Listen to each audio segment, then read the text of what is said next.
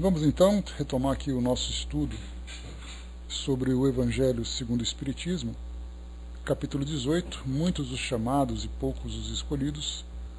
Nós vamos entrar hoje nas instruções dos Espíritos, que tem para nós aqui dois temas.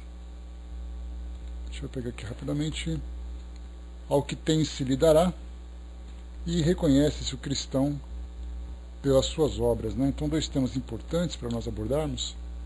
O primeiro que nós temos, ao que tem se lhe dará, é uma das passagens talvez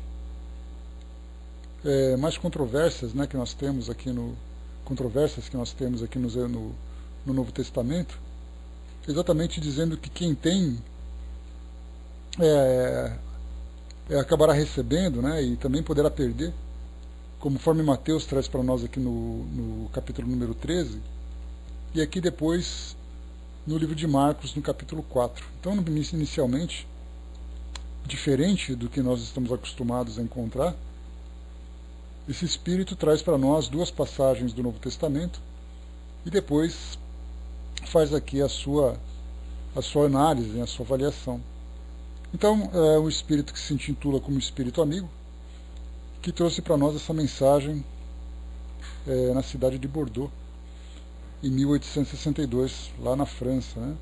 Daquelas comunicações que outros grupos recebiam e enviavam então para Kardec, para que ele fizesse uma análise, estudasse, arquivasse, né? Desse um destino para essa comunicação, e muitas delas, como nós já vimos aqui, que não eram recebidas na Sociedade Parisiense de Estudos Espíritas, vinham então, ficavam centralizadas na sociedade, e ali depois ele colocava na ordem em que os estudos se desenvolviam, ou que os capítulos se desenvolviam aqui no Evangelho. Então, essa primeira passagem no livro de Mateus, capítulo 13, versículos de 10 a 14, nós temos aqui, né, e chegando-se a ele os discípulos, lhe disseram: por que razão lhes falas por parábolas? Ele respondendo lhe disse: porque a vós vos é dado saber os mistérios do reino dos céus, mas a eles não lhes é concedido. Porque ao que tem se lhe dará e terá em abundância, mas ao que não tem, até o que tem lhe será tirado. Por isso é que eu lhes falo em parábolas, porque eles, vendo, não veem, e ouvindo, não ouvem, nem entendem. De sorte que neles se cumpre a profecia de Isaías, que diz: vós ouvireis com os ouvidos, e não entendereis, e vereis com os olhos, e não vereis. Aqui nós temos duas passagens, né, uma delas, inclusive, que é de muito interesse para nós, da doutrina espírita, quando se pergunta exatamente por que razão Jesus falava para aquelas pessoas por parábolas. E ele responde então que a vós vos é dado saber os mistérios do reino dos céus, mas a eles não lhes é concedido. Então, nessa primeira passagem, já nos lembra, né, todas as histórias que Jesus contava para trazer um fundo moral naqueles ensinamentos, e tinha exatamente o propósito de esclarecer aquelas pessoas, né, aquela comunidade que recebia essas mensagens, trazendo elementos dessa própria realidade que eles viviam, da própria realidade que eles viviam. Então se falava sobre famílias, se falava sobre servos, sobre agricultura, pesca, sobre as plantações de modo geral. Então tudo aquilo que dizia respeito à realidade deles era muito mais fácil para ser compreendido. E nós lembramos que naquela época, aquela comunidade, algo que muitas vezes não se percebe, e é importante quando nós estudamos um texto que teve o seu momento de ser divulgado, de ser publicado, como por exemplo, nós falamos aqui de um tempo de aproximadamente 2000 anos. E naquela época, naquela comunidade, havia então o analfabetismo, pessoas sem nenhum tipo de escolaridade, sem nenhum tipo de compreensão, salvo as famílias mais abastadas, que tinham a oportunidade, né, de receber uma educação formal, ainda que fosse privada, particular, mas os demais, a população como um todo, era completamente fora vivia completamente fora desse universo de instrução, dessa ideia mais acadêmica. Gregos, romanos, tínhamos aí filósofos, matemáticos, que eram contratados para oferecer esses serviços às famílias daqueles que eram considerados os mais nobres, né?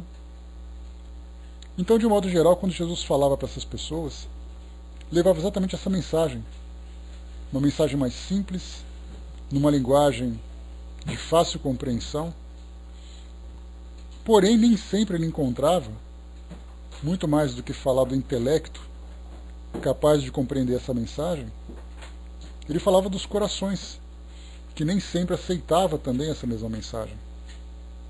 Então ele diz aqui para nós, porque ao que tem, se lhe dará e terá em abundância, mas o que não tem, até o que tem lhe será tirado. Aqui, de um modo geral, nós analisamos isso como sendo algo relacionado com a vida material. Então aquele que seria rico se tornaria mais rico ainda. E aquele que seria o pobre, o desprovido dessa riqueza material, perderia mais ainda do que tem. E é exatamente, mais uma vez, sempre, né, gerando essas polêmicas, gerando essa dificuldade de compreensão, a doutrina espírita traz para nós uma visão diferenciada. Que até hoje também todas as escolas começam a compreender exatamente porque essa mensagem ela está inserida dentro de um contexto. Se nós pegarmos apenas a passagem e tentarmos chegar a uma conclusão, certamente nós cairemos num grande equívoco. Então, sempre analisando o contexto em que ela está inserida. Então, aquele que tem, que como nós veremos aqui na explicação do Espírito, trata exatamente daquele que já tem aquela compreensão, já tem aquele coração aberto para aceitar e assimilar essa nova filosofia, assim como o intelecto capaz de compreender apesar da humildade, porque quando nós falamos em intelecto, nós não falamos necessariamente da alfabetização. Muitas vezes nós temos indivíduos que são analfabetos, mas trazem grande sabedoria pela experiência de vida que foi acumulado durante toda a sua trajetória existencial.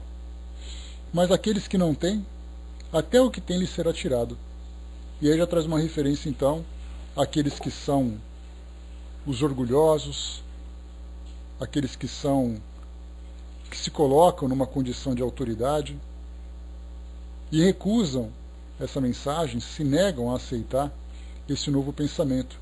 E aí, então, baseados nessa postura, sofrem as consequências da perda do conhecimento, da perda da experiência e da própria espiritualização que cabe a todos nós. Depois aqui embaixo, então, bom dia pessoal que chegou, bom dia Regina, Alcileia, Miriam. Depois aqui embaixo nós temos então outra passagem do livro de Marcos, capítulo 4, versículos 24 e 25. Também lhes dizia, atendei ao que ides agora ouvir. Com a medida com que medirdes aos demais, vos medirão a vós. E ainda se vos acrescentará. Porque ao que já tem, dar-se-lhe-á. E ao que não tem, ainda o que tem, se lhe tirará. Então, mensagens com a mesma ideia, né, com o mesmo contexto. E o Espírito, então, explica para nós dizendo, dá-se ao que tem e retira-se ao que não tem. Meditai sobre esses grandes ensinamentos, que quase sempre vos pareceram paradoxais. Aquele que recebeu é o que possui o sentido da palavra divina.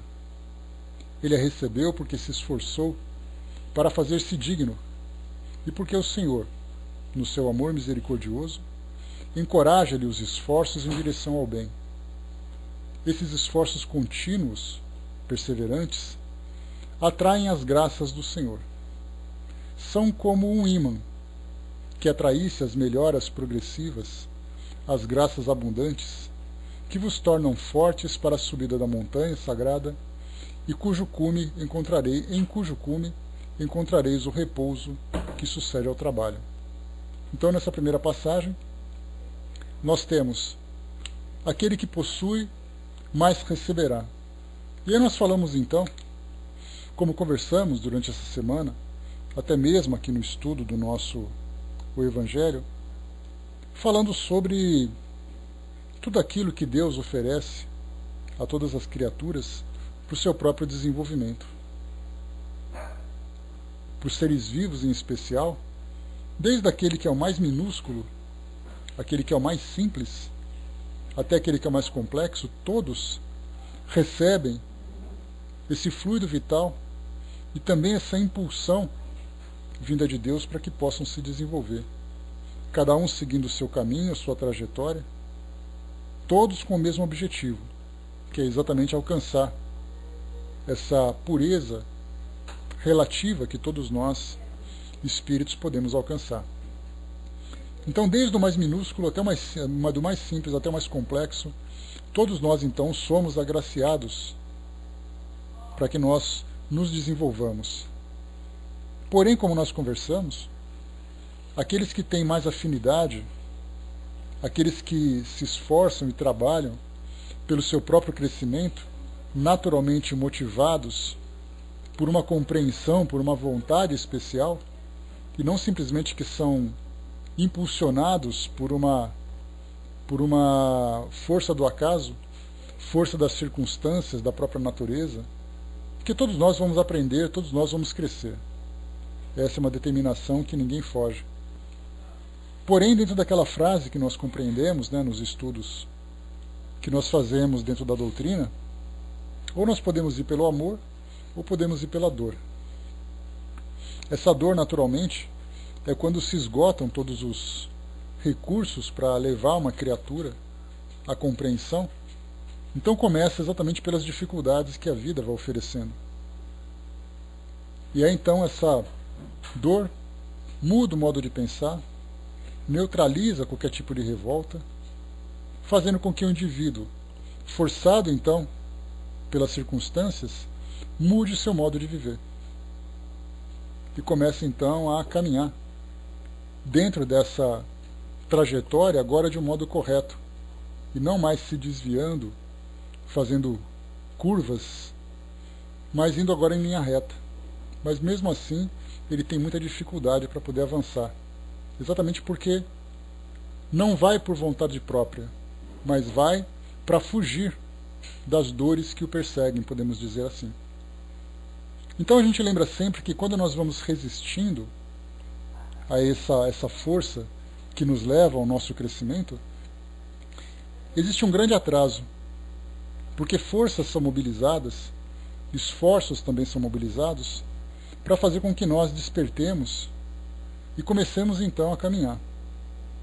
Mas esse trabalho é um trabalho difícil, é um trabalho demorado, é um trabalho que nos leva àquele processo de reeducação. Então precisa desmanchar aquilo que está feito, começar a construir uma nova visão, uma nova ideia, e tudo isso demanda muito tempo e muito esforço. Então quando o indivíduo é motivado pela dor, exatamente porque, como nós dissemos há pouco, todos os esforços foram feitos para que ele pudesse se esclarecer.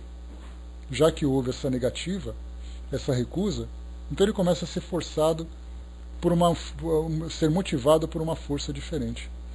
Então quando esse impulso começa a levá-lo para frente, muito tempo já foi perdido para que ele pudesse avançar. Naturalmente, tempo perdido para ele, para a própria criatura. Porque a gente lembra que Deus não tem essa preocupação de ter pressa ou ficar preocupado com a demora. Cada um avança no seu próprio tempo. E existe essa força que nos impulsiona sempre que nós caímos na estagnação. Então, pelo amor ou pela dor? Essa motivação pela dor, então, ela é sempre mais demorada, é sempre mais, obviamente, dolorosa para todos os envolvidos. Não apenas para aquele que é o alvo dessa mudança, dessa transformação. Mas todos aqueles que se encontram envolvidos com ele sofrem junto. Nós podemos ver isso facilmente dentro de uma família, quando nós temos, por exemplo, pais preocupados com os seus filhos. Aqueles bons filhos que são ali responsáveis, que são determinados para cumprir suas obrigações, para resolver todas as pendências que dizem respeito ao seu crescimento, à sua evolução.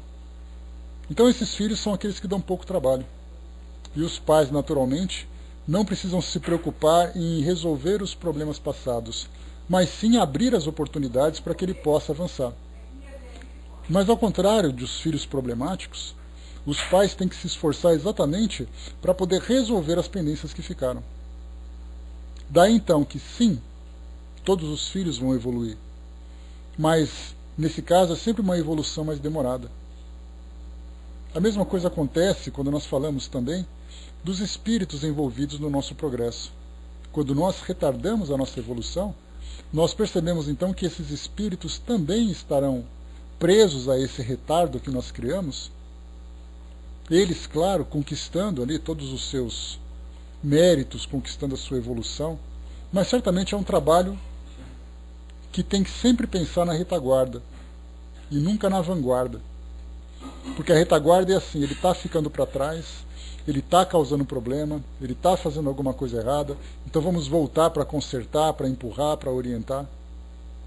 Enquanto que aqueles filhos motivados são aqueles que querem avançar. Então vamos pegá-los pela mão e conduzi-los pelo melhor caminho para que eles possam crescer. Então, dentro da nossa evolução, nesse pensamento do amor ou dor, a ideia é exatamente a mesma. O espírito, então, quando ele se coloca nessa condição de resistência para essas mudanças que são necessárias para a sua evolução, para a nossa evolução de um modo geral,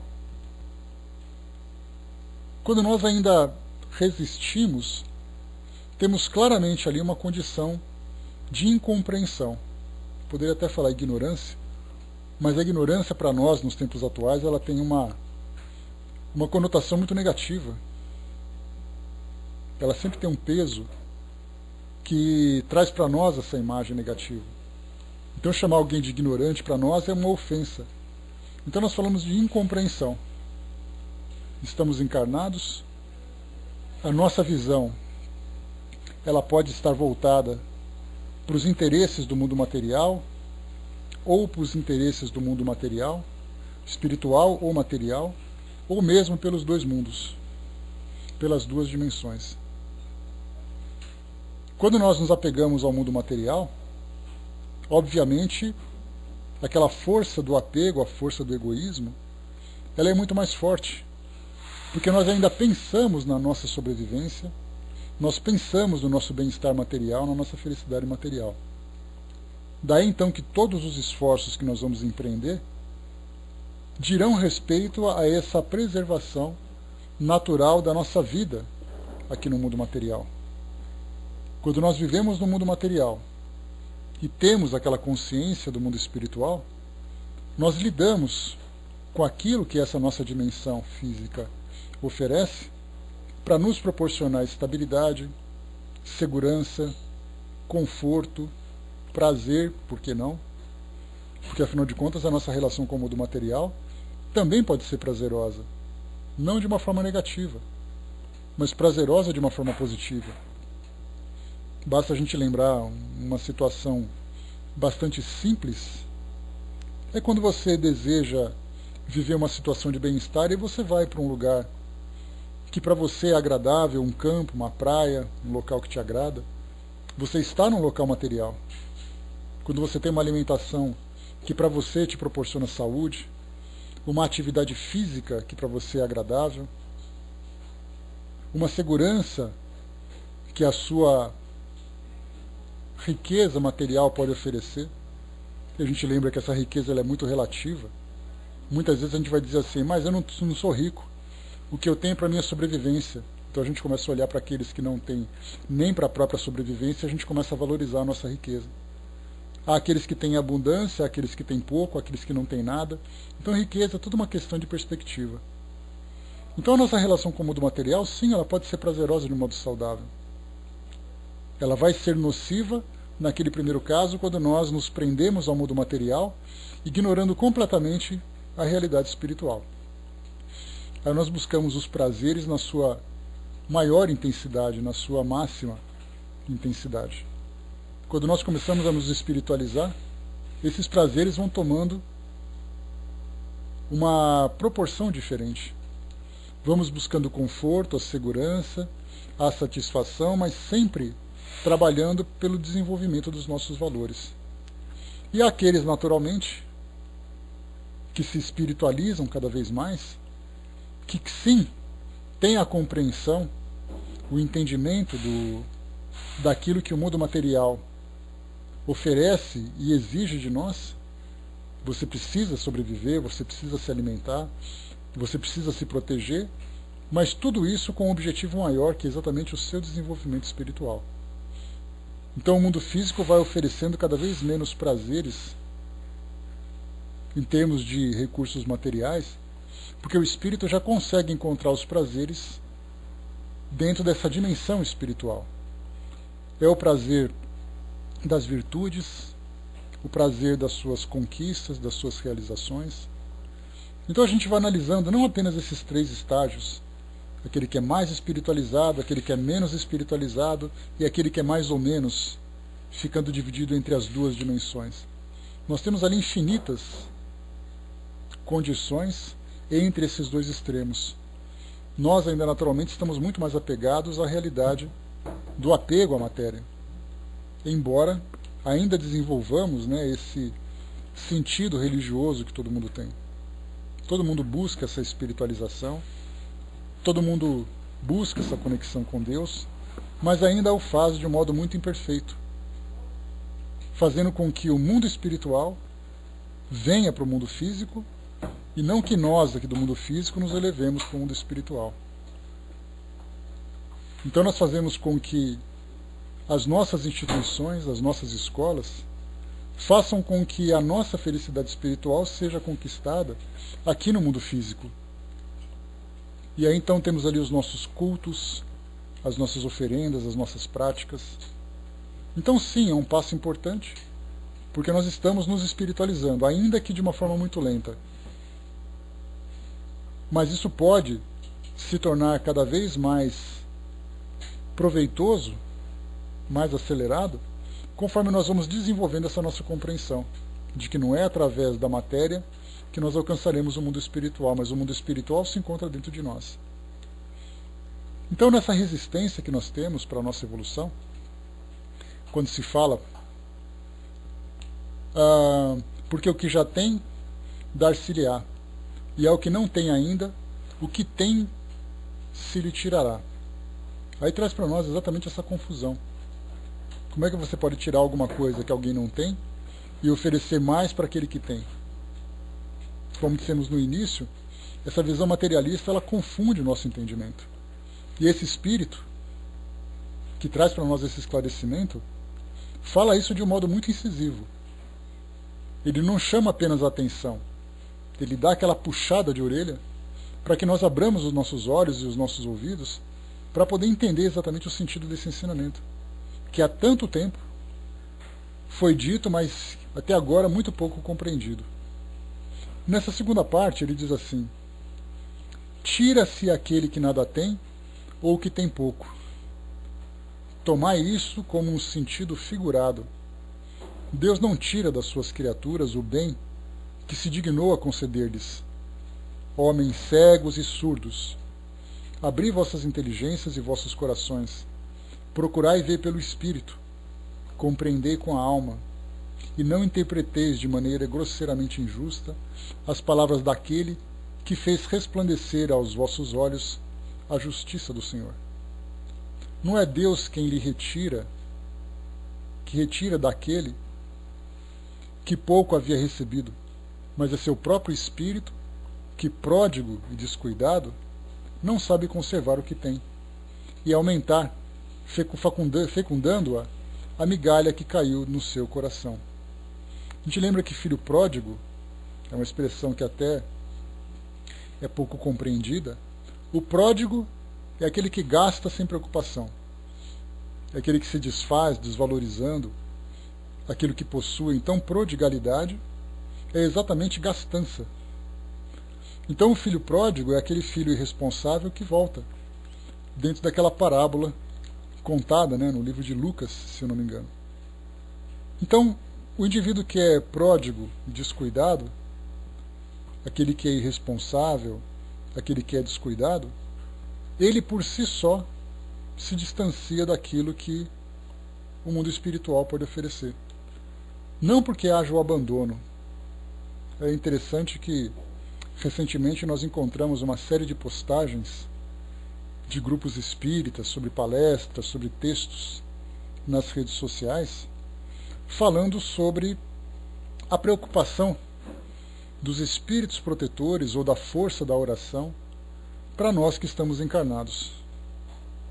A ideia é assim: se você sofre, se um espírito sofre, ele fica abandonado pelos seus orientadores, pelos seus protetores.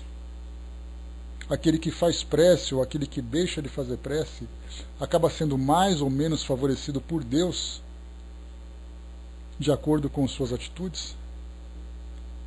E as respostas dentro da própria doutrina ficam claras para nós, mostrando que, na verdade, somos nós que optamos por caminhos diferentes, somos nós que optamos por um modo de vida diferente, voltado com maior intensidade aqui para o nosso mundo material, fazendo com que os valores e as virtudes fiquem em segundo plano, trazendo para nós naturalmente consequências dolorosas por tudo aquilo que nós escolhemos.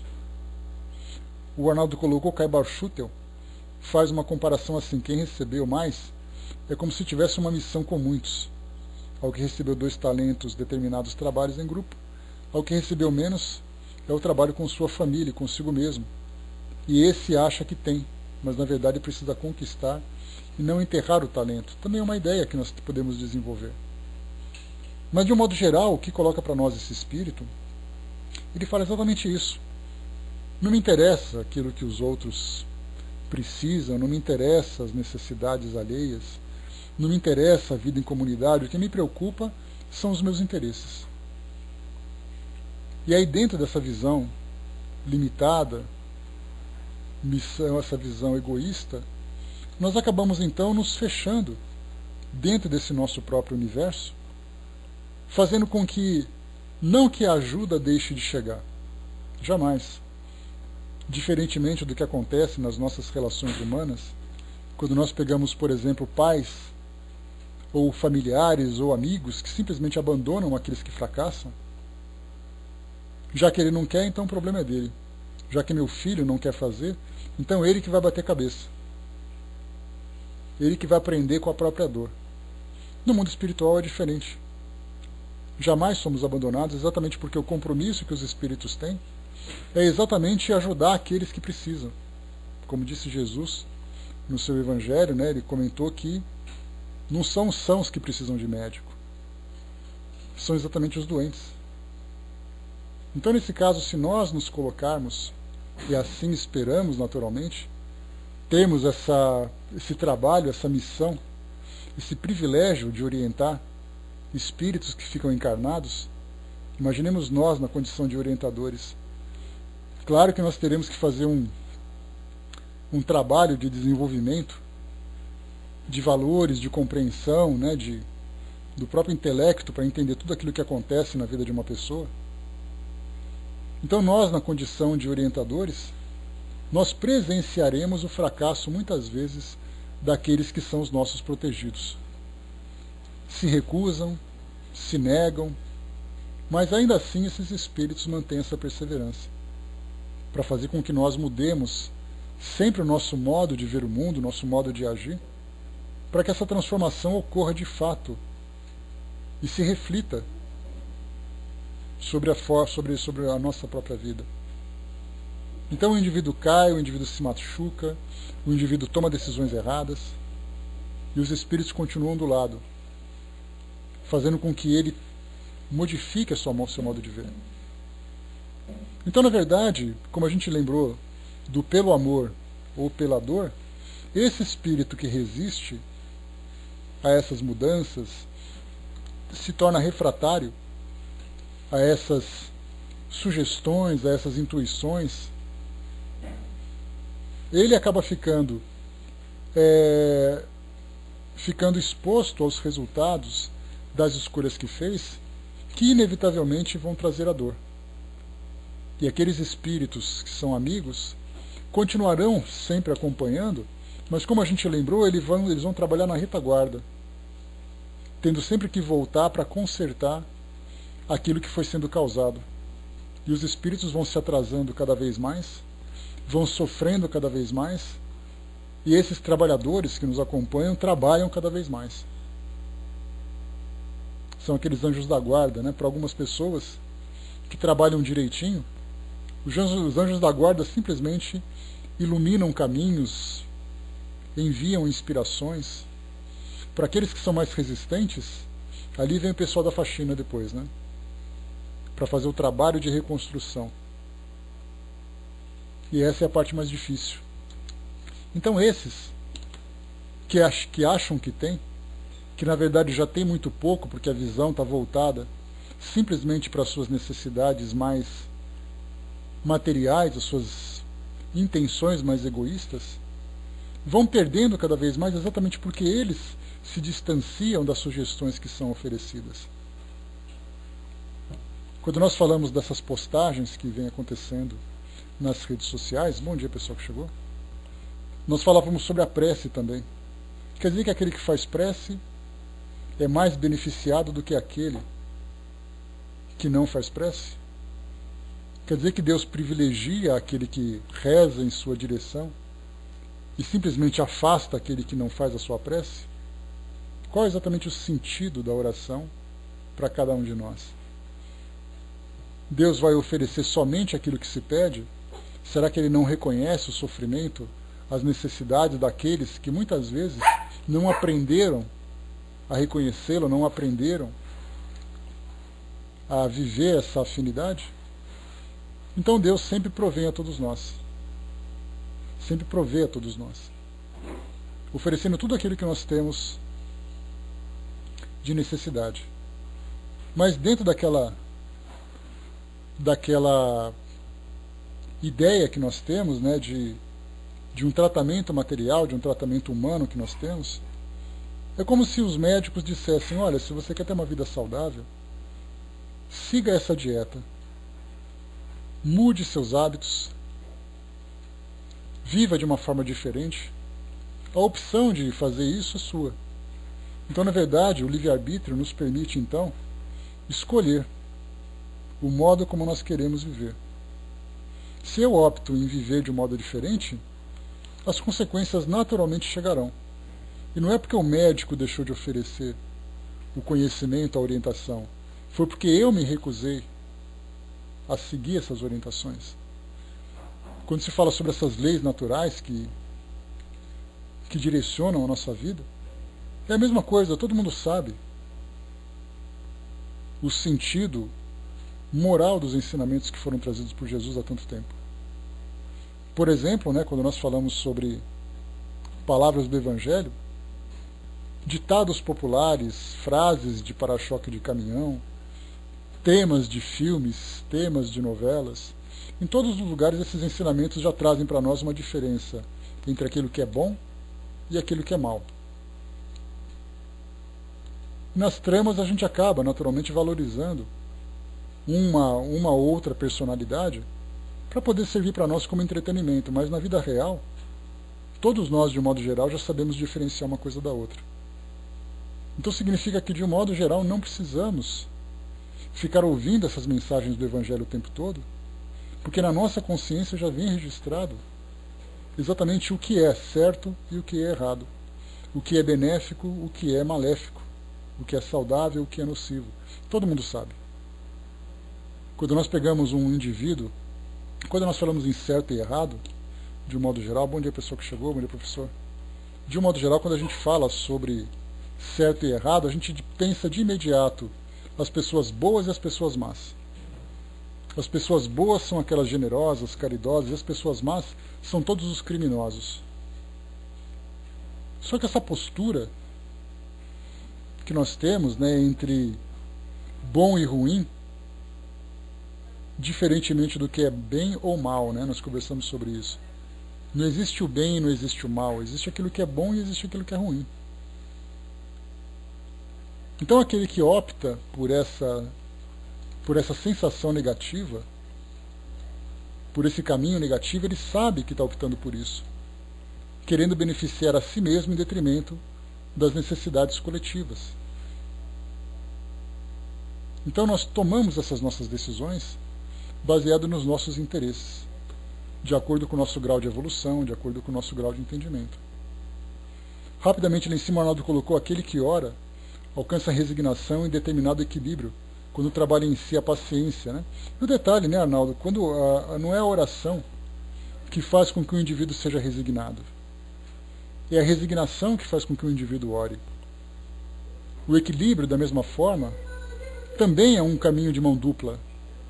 Você faz a sua prece para entrar em sintonia com esse pensamento superior, e ao mesmo tempo o pensamento superior supre as necessidades daquele que busca o equilíbrio.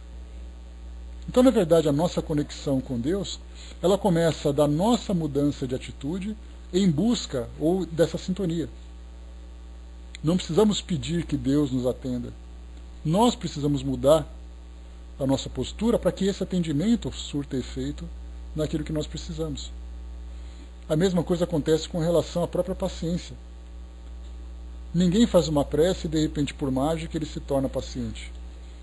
E aí ele vai se desenvolvendo e aprendendo, se fortalecendo nessa relação, desenvolvendo em si própria a paciência. Então tudo começa dentro de nós. Somos constantemente influenciados e envolvidos nessas vibrações mais elevadas para despertar em nós a conscientização. A partir da conscientização, nós optamos por essa mudança. Porque se fosse tão simples assim, o mundo espiritual nos transformaria de uma hora para outra e seríamos como se fôssemos marionetes. Ou seja, não somos nós que conquistamos, nós sofremos uma transformação. E quando nós começamos a compreender o livre-arbítrio, né, a liberdade que nós temos de escolha, nós entendemos que a mudança começa dentro de nós. Se fosse assim, seria muito fácil. Quantas vezes nós vamos às nossas instituições, sejam elas espíritas, sejam elas de outras religiões, vamos até lá e pedimos, através da prece, que alguém próximo a nós seja atendido nas suas necessidades. Como se eu pedisse: Jesus, me ajuda a modificar o pensamento do meu filho, ou do marido, da esposa, ou do amigo, não importa quem seja, de um familiar, de um conhecido. E aí então os espíritos vão até lá, na presença daquela pessoa, e a pergunta é: o que eles podem fazer? Eles vão forçar aquela pessoa a deixar de ser quem ela é? Então nós começamos a perceber o grande potencial que cada indivíduo tem, observando esse aspecto do livre-arbítrio, que as mudanças ocorrem porque a própria pessoa optou por essa mudança. E não simplesmente porque uma força maior mudou completamente aquilo que ele era. Porque o fato dele estar naquele caminho equivocado foi uma trajetória que o levou até lá. Quais foram as experiências do seu passado? Quais foram as suas fraquezas, as dores, as influências que sofreu, para se tornar naquela pessoa? Então todos nós somos movidos pelo instinto. E todas essas circunstâncias exteriores foram moldando o nosso caráter, a nossa personalidade, para nos tornarmos aquilo que nós somos. Ou nos tornarmos aquilo que nós fomos no passado. Então hoje nós vemos pessoas sofrendo viciações, cometendo crimes, pessoas com personalidades difíceis, que provocam inevitavelmente a dor nas pessoas com quem convive. O que fez com que ela se tornasse assim? É essa visão que a doutrina espírita nos dá, ampliando o nosso entendimento a respeito daquela pessoa, mas no seu aspecto mais amplo, analisando o seu passado, analisando o seu presente e também nos dando condições de avançarmos a nossa visão, fazendo uma projeção daquilo que ela poderá se tornar. Não podemos simplesmente dizer, eu fiz uma novena na minha casa, eu coloquei o nome daquela pessoa lá no livro do Centro Espírita, eu fiz uma promessa para que ela mudasse. As influências chegam. É o livre-arbítrio que vai fazer a diferença. Do contrário, nós não teremos mais ninguém cometendo erros. Mas observamos que os erros continuam acontecendo. Então nós chegamos exatamente naquele fundo de poço, quando falamos novamente, né, do amor e da dor. O fundo do poço é exatamente quando a dor começa a agir. Quando a gente acha fundo do poço, dá a impressão de que esse poço tem fundo. Agora, será que nós somos capazes de imaginar as dores que afetam aqueles espíritos que são mais rebeldes? Porque a dor que nós conhecemos são as dores das doenças, são as dores das dificuldades sociais, das dificuldades materiais. Mas e no mundo espiritual, aqueles espíritos que se afundaram de tal modo em que as dores morais parecem que simplesmente não têm fim. São inclusive aqueles espíritos que nem condições de reencarnar nesse momento eles têm. Porque precisam passar por um processo de reabilitação que muitas vezes dura milênios. Nós não compreendemos ainda essas dores. Para nós, a dor é a dor que o indivíduo passa. Ah, você não agiu certo, então você ficou doente. Você não agiu certo, então você viveu na pobreza. E as dores morais que atingiram esses espíritos que, no mundo espiritual, chegaram num patamar que nós não compreendemos. Então, quando se fala em fundo do poço, esse poço muitas vezes não, ele atinge profundidades que nós sequer imaginamos existir. Mas ainda assim, essa dor vai fazer com que eles sejam motivados a essa transformação.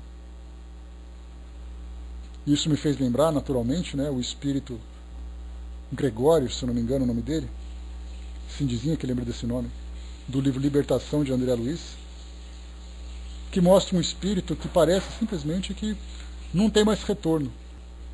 Um espírito completamente perdido. E de repente naquela trama começa a mostrar para nós as mudanças, as transformações que ele pode sofrer pelas influências que recebe. E não por ser forçado a ser aquilo que ele não quer ser. Então nesses livros, nessas histórias, o próprio Hitler, por exemplo, né, é para nós uma referência de imaginar assim, significa que esse espírito está perdido para sempre? Dentro dessa visão dogmática, sim, ele foi para o inferno e vai ficar lá para sempre. E aí nós entramos numa contradição muito, muito grande, muito intensa, quando Jesus disse que nenhuma ovelha se perderá, e o outro diz que vai viver eternamente nas chamas do inferno. De fato, nenhuma ovelha se perderá. E esse trabalho de resgate, de reabilitação, de reconstrução, foge completamente da nossa compreensão hoje, porque certamente se nós voltarmos na nossa história, nós encontraremos experiências em que nós fomos resgatados, em que nós conseguimos essa reabilitação para nos tornarmos aquilo que nós somos hoje. E aí claramente nós vamos dizer assim, mas hoje eu não sou lá grande coisa. Imaginemos na época em que nós estávamos motivados, impulsionados por aquela dor profunda, por aquela dor intensa. Então hoje certamente nós conquistamos muito e continuaremos conquistando cada vez mais. Então para aquele que não tem, perderá cada vez mais, até chegar o momento em que ele começa a viver de um modo diferente. Mas para aquele que tem, receberá cada vez mais. E aí nós temos então o outro lado da moeda, que mostra exatamente, cada vez que nós optamos por uma vida diferente, nós optamos por uma forma de viver diferente, nos tornamos ali acessíveis, nos tornamos receptivos a essas influências positivas, a dor vai diminuindo cada vez mais a sua intensidade. Porque aí nós não somos empurrados, nós somos motivados a caminhar pela nossa própria vontade. E por isso então, nesse caso da prece que nós colocamos, a prece na verdade é a nossa abertura mental para aceitar essas sugestões, para aceitar essas influências. E aí vai fazer com que nós sejamos cada vez mais alimentados. É como se nós absorvêssemos um tônico que desse cada vez mais motivação e vontade de continuar progredindo. É aquela gasolina aditivada que nós absorvemos, né, para trabalhar com essa transformação. O Hermes colocou ali, né, a oração para sempre. No entretanto, né, se o interessado em proteção e socorro não se prestigia a influência, não lhe prestigia a influência, ajudando-lhe a ação, diz certo que não funciona. Conselho, canja de galinha, tudo faz muito bem. Só que não é só isso, né? Mas você sabe, Neres, que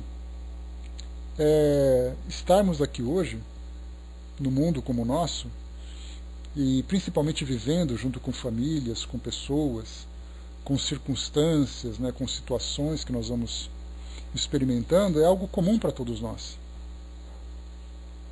Ninguém é privilegiado por ter uma vida perfeita e ninguém é simplesmente esquecido para sofrer de modo tão intenso. Cada um de nós, como a gente lembra no ditado popular, tem a sua própria cruz. O que vai fazer a diferença é o modo como nós aceitamos essas experiências e nós trabalhamos essa nossa paciência, essa nossa resignação, que virão necessariamente pela opção que nós fazemos em viver assim. Então a doutrina espírita, muita gente chega nela, que é muito interessante, como chega em todas as religiões, e voltando mais uma vez naquela ideia, né, que nós trouxemos para vocês há um tempo atrás, do porquê das pessoas trocarem de religião. Por que o indivíduo vive numa igreja, vai para outra, sai de uma igreja, vai para o centro espírita, sai de um centro, vai para outra igreja? Por que as pessoas ficam migrando, trocando de instituições? Exatamente pela decepção que sofrem. Porque acham que a religião pode fazer por ela aquilo que cabe a ela própria.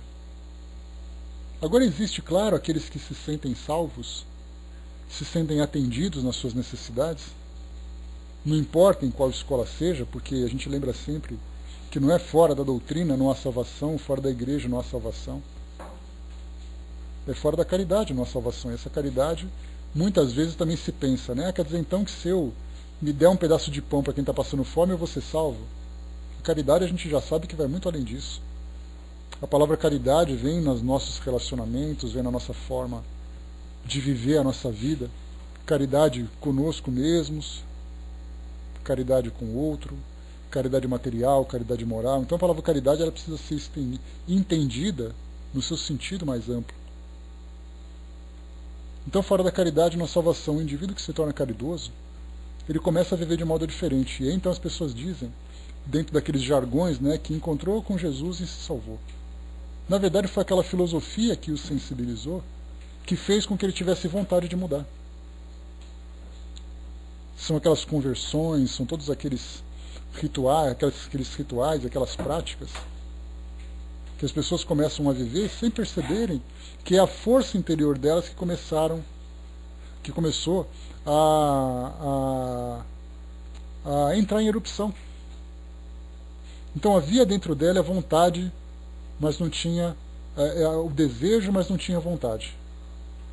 Ele gostaria de ter uma vida diferente, mas faltava para ele uma motivação. Ele foi para essa instituição e a partir dali ele começou a sentir vontade porque aquilo fez bem para ele. Se aquilo não funcionou, ele vai buscar uma nova forma de viver. Ele vai buscar uma nova filosofia, uma nova instituição. E quando ele menos perceber, ele é tocado, como se diz, né, no vocabulário religioso, ele é tocado por aquela filosofia. E como por milagre, ele se transformou. Não, dizem que por milagre ele foi transformado. Mas na verdade, esse milagre nada mais é do que o autodescobrimento. O reconhecimento que ele tem da própria vontade, da própria força, e aquilo fez bem para ele. E aí a gente lembra daquela passagem, né, trazida por Leonardo Boff, que falava daquele diálogo com o Dalai Lama, que perguntou qual é a melhor religião. E a resposta muito simples é que te faz uma pessoa melhor, uma pessoa mais generosa. Então, na verdade, são as filosofias que vão despertando em nós essa força que o próprio livre-arbítrio direciona. Eu digo para onde eu quero ir, eu digo como eu quero ir. Mas muitas vezes para isso falta aquele impulso. Falta chegar naquele fundo de poço que nós conseguimos compreender para começar uma reconstrução. Essa motivação é fundamental para todos nós. Essa motivação que é exatamente o que está faltando, porque o autoconhecimento, o autodescobrimento, e a gente lembra de uma passagem importante do Dr. Bezerra de Menezes, né, quando ele fala sobre só um instantinho, pessoal, por favor. Quando fala sobre esse trabalho de análise, psicanálise, de autodescobrimento, ele fala exatamente isso, né, que enquanto nós não descobrimos o nosso próprio potencial, nós ficaremos presos nos nossos medos, nas nossas limitações, nos nossos preconceitos. Então, percebemos que essas filosofias da atualidade procuram trabalhar o nosso psiquismo para que nós encontremos exatamente essa força interior que se encontra adormecida. Que hoje o papel é dedicado exatamente para as instituições religiosas. Só que elas fazem uma relação com o mundo espiritual muito interessante, vivem um religiosismo intenso, pensando naquela ideia de salvação, de milagres, e esquece do potencial do próprio indivíduo. E a doutrina muitas vezes acaba sendo interpretada dessa forma e seguindo por esse caminho. Você vai para o centro espírita, você vai se tornar um médium, que você lê aquele livro, que você vai conseguir ser feliz. Na verdade, tudo isso que é oferecido são recursos que nos fortalecem para fazer desabrochar essa força interior. Essa força que existe dentro de nós, que muitas vezes não encontrou um combustível para poder inflamar, para poder fazer com que as coisas funcionem. Então o autodescobrimento é a chave de tudo. E aí então naquele capítulo, na questão 919, né, se não me engano, lá do Livro dos Espíritos, quando pergunta, né, sobre o autodescobrimento, né, como é que funciona a história do autodescobrimento. E aí então Santo Agostinho coloca para nós o que os sábios certa vez disse: conhece-te a ti mesmo. E aí, completando aquela frase lá do passado, que é atribuído ali, né, escrito no portal de Delfos: conhece-te a ti mesmo e conhecerás todas as forças de Deus e do universo. Ou seja, faz com que nós fazemos um resgate de nós mesmos para começarmos a trabalhar essa reconstrução. Então sou eu que preciso me reconhecer quem eu sou, de onde eu vim, para onde eu vou, de que forma que eu posso fazer esse trabalho, por que eu me encontro na condição e no contexto da atualidade. Olha só quantas perguntas devem ser feitas a respeito de nós mesmos. Então tudo aquilo que vem de fora nada mais é do que o suporte que eu preciso. Mas esse suporte nada pode fazer se eu não tiver vontade de promover essa mudança. E é exatamente isso que essa mensagem fala para nós, para aquele que tem e para aquele que não tem. Aquele que tem receberá cada vez mais.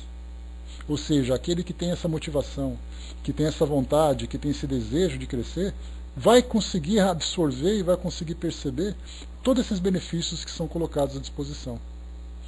Mas para aquele que não tem, vai perder cada vez mais. Porque essa perda vem exatamente nesse aprofundamento, nesse fosso, nesse poço de dor e de sofrimento, que é exatamente essa dor que vai motivá-lo. Aqui no último parágrafo, nós temos aqui: o filho que não cultiva o campo que o trabalho do pai conquistou para deixar-lhe de herança, vê esse campo cobrir-se de ervas daninhas. Isso está falando daquele filho descuidado e pródigo, né?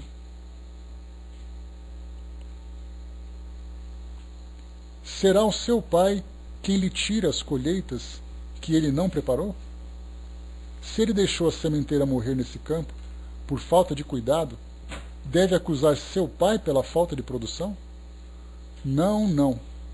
Em vez de acusar aquele que tudo lhe deu, como se lhe houvesse retomado os bens, deve acusar-se a si mesmo, que é o verdadeiro responsável pela sua miséria, e arrependido e ativo, entregar-se corajosamente ao trabalho.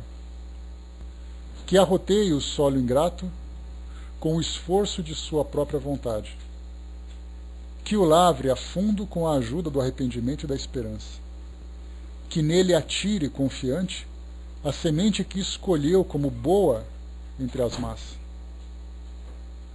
que o regue com o seu amor e sua caridade. E Deus, o Deus de amor e caridade, lhe dará àquele que já tem. Então ele verá os seus esforços coroados de sucesso, e um grão a produzir 100, outro 1000.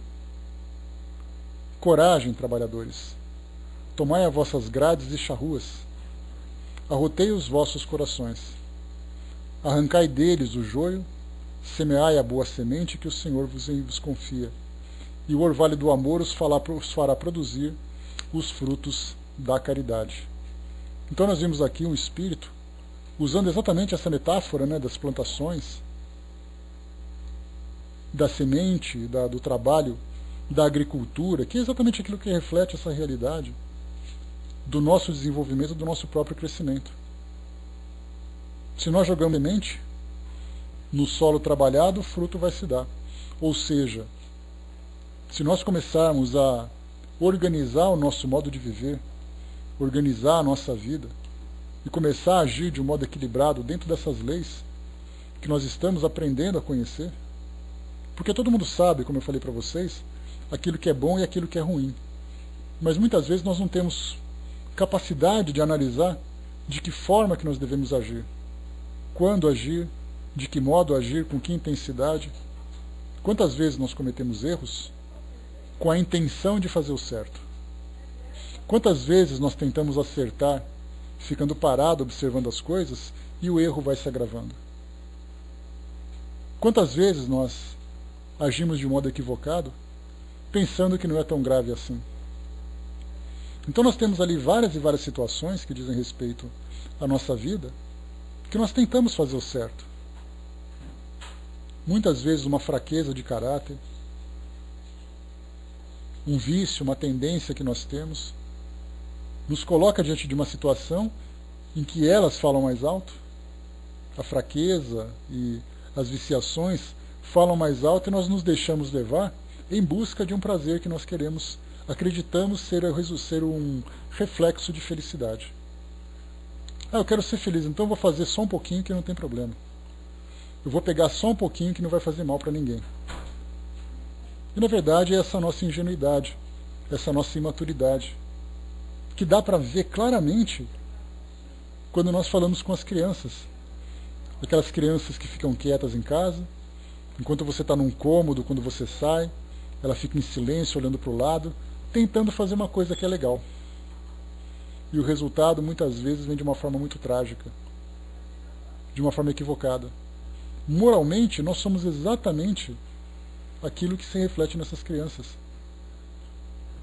Então todas essas instruções que chegam para nós, e por isso a importância de um livro como o Evangelho segundo o Espiritismo e todos os livros que complementam essa obra, nós já falamos sobre isso, falar de interpretações de passagem dos Evangelhos, nós temos ali inúmeros livros que a doutrina oferece para nós. Livros de André Luiz, de Joana, de Emmanuel, de Manuel Filomeno de Miranda, de tantos outros espíritos, que vão conversando conosco, fazendo essa releitura das mesmas passagens que foram ditas lá atrás. Então a gente lembra sempre que fora do Evangelho segundo o Espiritismo não há salvação. Também não. Nós estamos aprendendo cada vez mais. Então todas essas instruções que chegam vêm exatamente de modo muito mais claro agora, como foi dito inclusive pelo próprio Espírito Verdade, lá na introdução do Evangelho, que todas as coisas serão restabelecidas no seu verdadeiro sentido, para confundir os orgulhosos e glorificar os justos. Quem são os orgulhosos? São aqueles que acham que têm, mas são aqueles que têm cada vez menos e estão perdendo cada vez mais. E quem são os justos? São aqueles que mais têm e são aqueles que mais recebem. Porque essa justeza de caráter os coloca exatamente em afinidade com essa mensagem superior que se encontra à nossa volta. Então nós não somos eleitos para receber uma correspondência na nossa carta. na nossa casa, dizendo assim, eu estou te mandando essa mensagem porque você é especial. A mensagem está aberta para quem quiser ler. As mensagens se encontram naqueles outdoors, espalhados por todo o caminho que a gente passa. É só eu ler, aceitar e começar a mudar. E não é aceitar a palavra de Deus, como é colocado nesse jargão religioso, dizendo que se você não aceitar essa palavra, você é um pecador, você vai sofrer. Simplesmente porque essa mensagem que é dita faz parte de uma lei que vai naturalmente nos conduzir a essa condição de felicidade. E se nós recusarmos, é uma opção. Coma um alimento saudável que vai te fazer bem. Não, eu não estou com vontade, eu quero comer fritura, eu quero comer massa, eu quero comer muito doce. Seja feliz então, se você acha que vai ser feliz. Daqui a alguns dias a gente vai até o médico. Tem gente que sofre, Andréia, comendo umas comidas que eu vou te contar. Mas está sendo feliz, fazer o quê? É uma opção. Então você começa a optar por esse tipo de alimento, por esse tipo de comportamento, de vício, a ociosidade, as substâncias, a alimentação, a postura, a conduta. Depois de um tempo a gente vai ao médico, faz ali um exame clínico, laboratorial, e os resultados começam a aparecer. Mas eu não queria fazer isso. Como você não queria? Não foi dito para você lá atrás que se você se comportar dessa forma vai te fazer mal? Ah, mas eu pensei que não ia fazer. Pensou, né? Então começa a pensar diferente agora. Começa a pensar de uma forma mais realista, mais concreta. E aí você vai perceber que aquelas orientações não são caprichos. São coisas sérias. Um trabalho duro, imagina, hein, Hermes? Porque o Hermes era viciadão em Coca-Cola.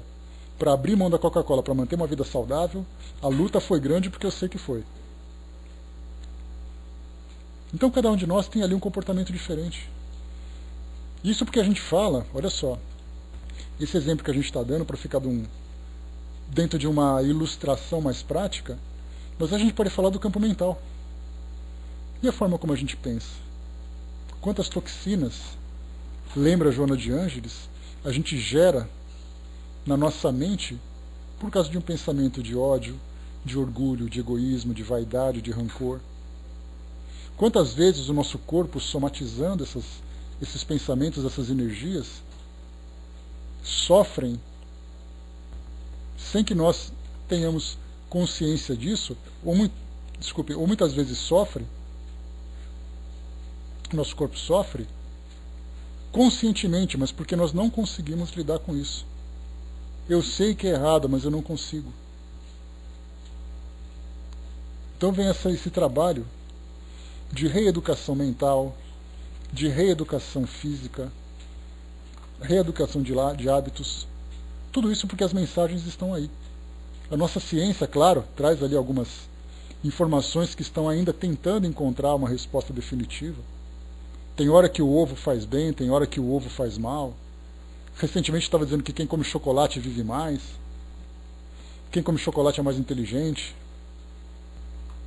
Quem toma vinho todo dia tem uma vida saudável. E aí a ciência vai trazendo para nós ali de respostas, tentativas e tudo mais. Melhora de um lado e piora do outro, né, Fraterna? Você pode até ficar mais feliz, você pode até ficar mais alegre, mas você vai ficar mais gordo, com certeza. Então a ciência vai trazendo para nós várias soluções, que não são ainda definitivas, mas muito daquilo que a gente vai vivendo já está de uma forma definitiva. Pois é, né, Tuti? Vai fundo. Que você vai chegar no fundo, né, que a gente lembra. Vai fundo que o fundo é fundo. Assim como o céu é o limite, o fundo também tem limite. A gente só não sabe onde vai parar, mas que a coisa vai dar, vai. Então por isso, esse nosso modo de viver, esses hábitos que nós vamos tendo agora, são parte dessas leis naturais, que nós estamos gradativamente aprendendo a compreender.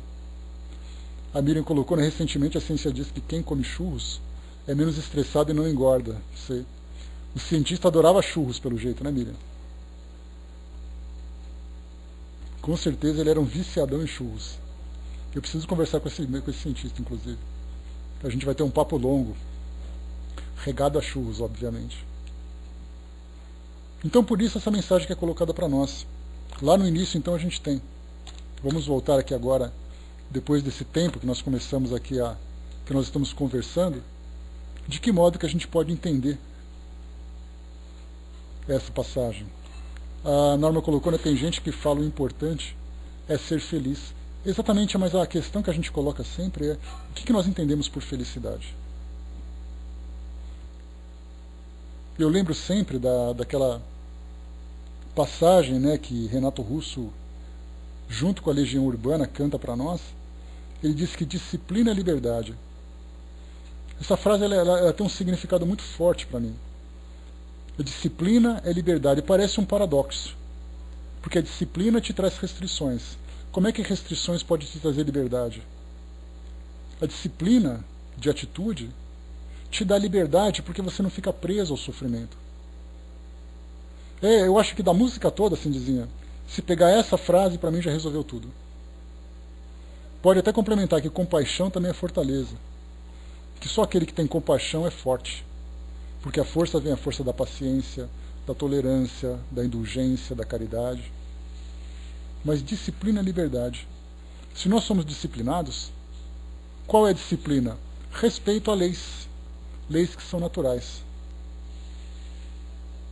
O nosso corpo tem o seu limite.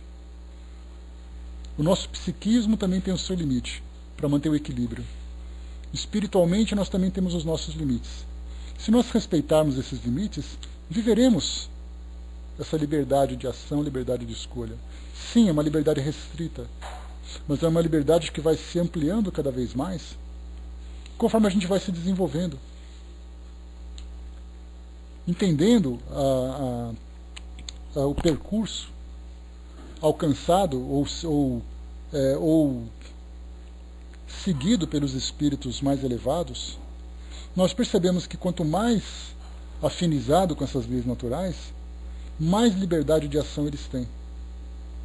Um espírito puro, ele não fica restrito a absolutamente nada, porque ele segue simplesmente as leis.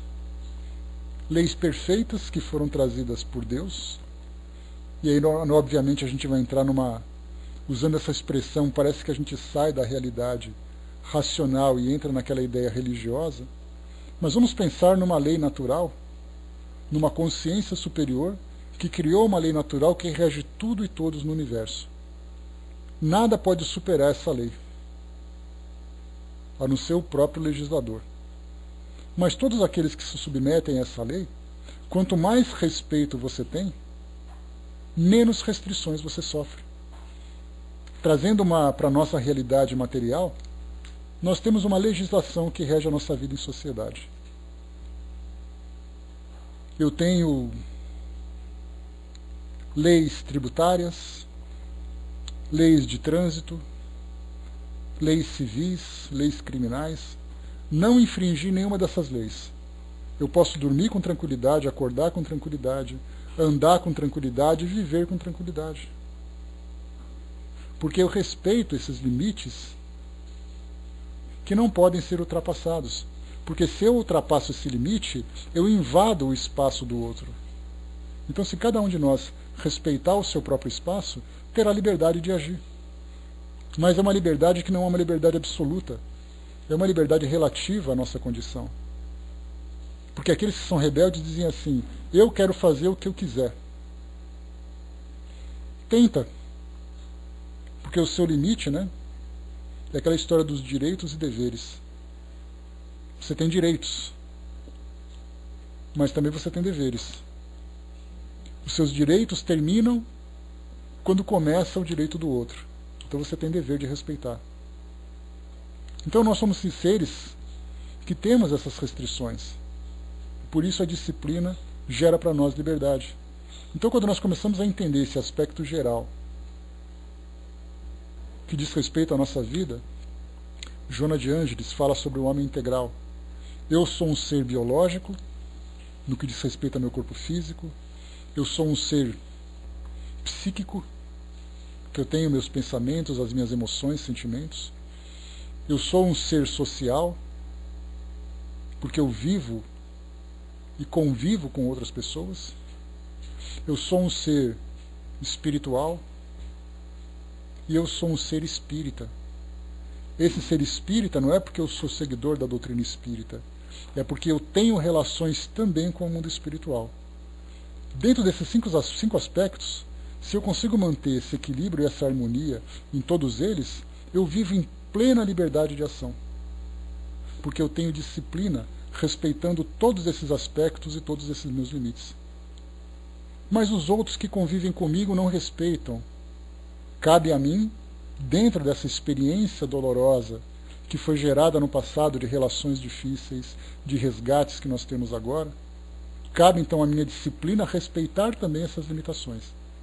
Porque a convivência naquela situação difícil vai gerar para mim uma maior disciplina, porque uma disciplina maior do que aquela que eu tive no passado. E quando eu conseguir então alcançar essa disciplina mais intensa, terei liberdade para desfrutar do meu livre-arbítrio no futuro. Então nós estamos agora fazendo um trabalho de reconstrução, todos nós. Daí mundo de provas e expiações. Só expia aquele que erra, só expia aquele que tem débitos. A partir do momento em que você resgata seus débitos e que você repara suas faltas, para que expiações? Ah, mas eu não queria que fosse assim. Eu também não queria que chocolate engordasse. Também não queria que aquela substância me provocasse câncer. Eu não queria que aquela substância me deixasse doente, me deixasse desequilibrado. Você não queria. Agora você começa a compreender essas leis. Quando nós começamos a respeitar essas leis, quem muito tem, mais terá. Ainda assim, fraterna, um espírito como Madre Teresa de Calcutá, a gente faz muitas exceções. A gente acha que um espírito, ou ele tem provas, ou ele tem expiação, ou ele tem missão. Um espírito missionário, muitas vezes, reencarnando no mundo como o nosso, também está promovendo resgates. Só que são resgates de experiências que vai muito além da nossa compreensão, porque nós estamos ainda muito apegados a questões muito materiais, muitas sensações. Muitas vezes uma fraqueza, uma negligência de um espírito como esse no passado, fez com que ela fosse missionária exatamente no mundo como esse. Diante da pobreza, diante do sofrimento, diante da dor.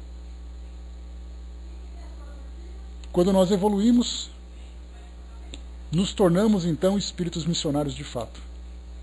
Mas enquanto essa condição não chega, e nós não temos condições de julgar, porque não conhecemos a história, e nem temos capacidade nem competência de entender aquilo que foi programado por aquele espírito, mas certamente todos nós estamos crescendo. Crescemos então cumprindo a nossa missão. A missão, qual é a nossa principal missão? Resgate de nós mesmos. Ah, mas eu tenho a missão de ter filhos, eu tenho a missão de atender aos pobres, eu tenho a missão de... A sua principal missão é você. Se você não se resgatar, não pense em salvar o outro. Você só consegue salvar o outro se você estiver salvo. Aquele que está se afogando não tem condições de salvar o outro que está se afogando. Então temos que trabalhar por isso, trabalhar esses nossos valores. Então, meus amigos, fechando por aqui o nosso estudo de hoje. Falamos então, mais uma vez, ao que tem se lhe dará. Então, se nós tivermos essa abertura, essa consciência, certamente virão para nós, chegará até nós, né? Ou nós perceberemos, sendo mais correto, tudo aquilo que se encontra à nossa disposição e à nossa volta. Então a gente fecha por aqui o nosso estudo de hoje. O nosso próximo tema será o item... Reconhece-se o cristão pelas suas obras. Essa é a nossa